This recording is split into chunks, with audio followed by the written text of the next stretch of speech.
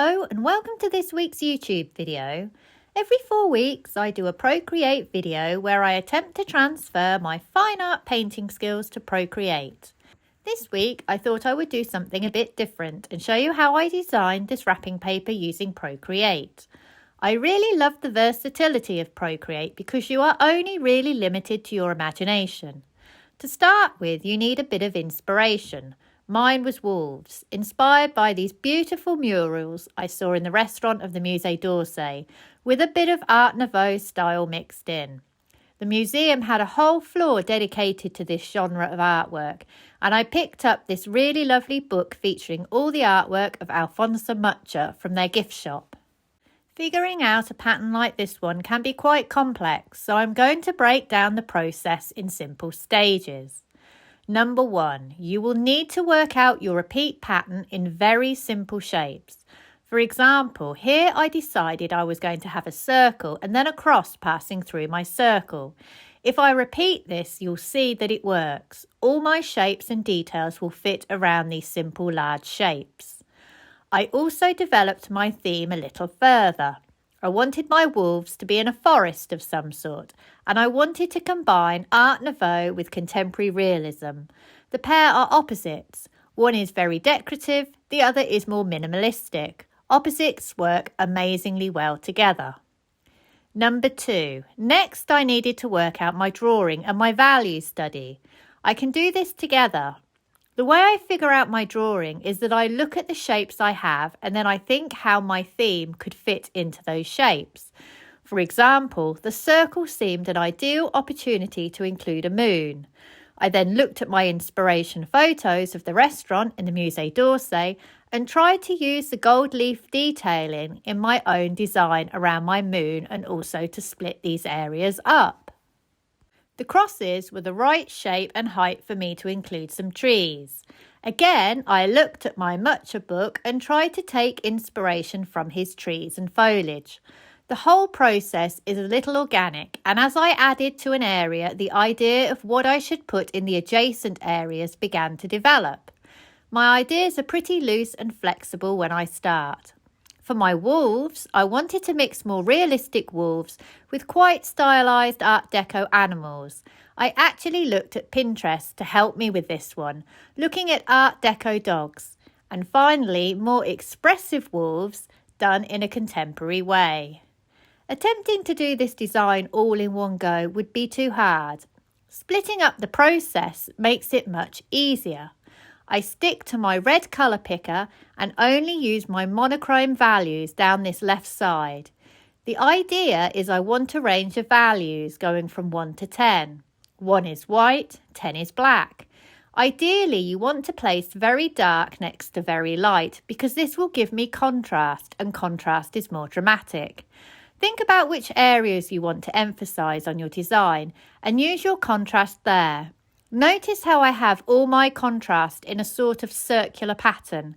Again, I'm always thinking about symmetry of my design. I have used a variety of brushes in this artwork, but the main brush is the round brush in the painting section. Where I want my strokes a bit more painterly, I might use the wet acrylic and also the turpentine brush. These two give me more of a painterly feel. The round brush is more of a blocking brush. Just outline your shape and then pull the colour just like this to fill it quickly. If you want to draw only in that shape, then turn on the alpha lock on that layer and your strokes will be limited only to that shape. The alpha lock will affect every shape on that layer, so if you are going to use it, make sure you start a new layer for the intended object only.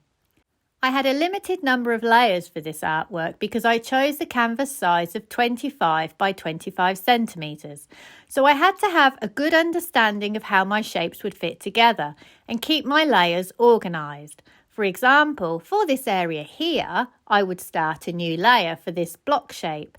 For each new detail on that layer, I would start a new layer. Once I was happy with parts I had done, I would merge my layers together and then duplicate, flip and move into place.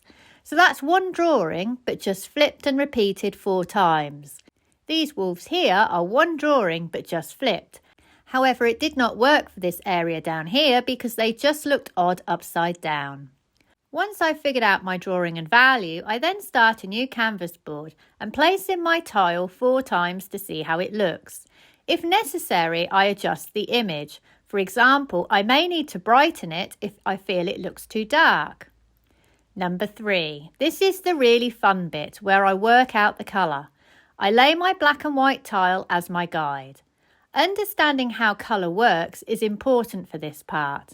When you think of colour, it is actually made up of a hue, so red, orange, yellow, blue, etc. And temperature, it is warm or cool, and value, how light or dark is it?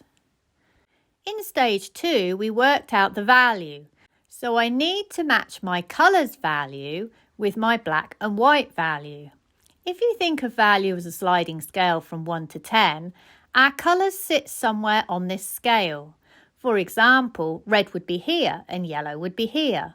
So what I need to do, using my template as a guide, is think about the hue I want to use. For example, I want to put yellow around the outer edge because it is going to represent my gilding. But I need to make sure that the yellow I use matches the value of the grey I have here. I also need to think about my temperature too, because I can have a warm yellow or a cool yellow. I can also have a more saturated yellow and a much more muted yellow. Notice how as my yellow gets more saturated, it also approaches more of a mid-value. This seems quite complicated to start with, but once you get the hang of it, it becomes quite simple. And as long as you match the value of your black and white artwork to your colour, it will always work.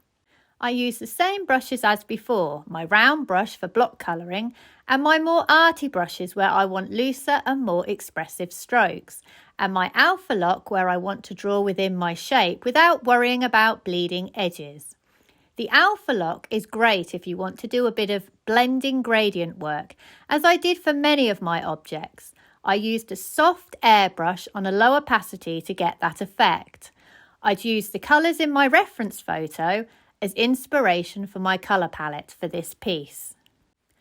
I work on separate layers just as I did before, merging sections together once they are done. The whole section here I left until the end. It is easier to work on it as a whole, so I exported my image as a PNG. Make sure you untick the background, otherwise this whole area won't be transparent. I then set up a separate canvas again, but this time I am placing my 2 coloured tiles together just like this. I lay my value artwork underneath as my guide and work on the whole section. Once I'm happy with my colours, I export the artwork again as a transparent PNG. Remember to untick those boxes. I then go back to my original document, start a new layer, making sure it is on the bottom, and then drop the artwork in for one side.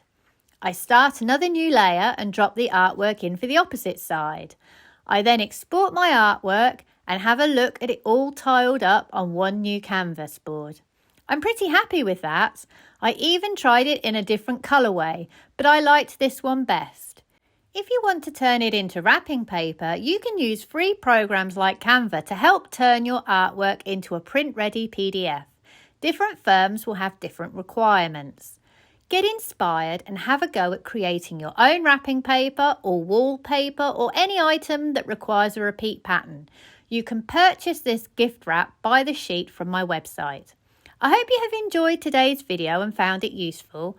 Please like and subscribe if you can, and check out my website sarahhallidayart.com, where you will find examples of my work and also details of online classes that I run. Thank you for watching and see you for the next one.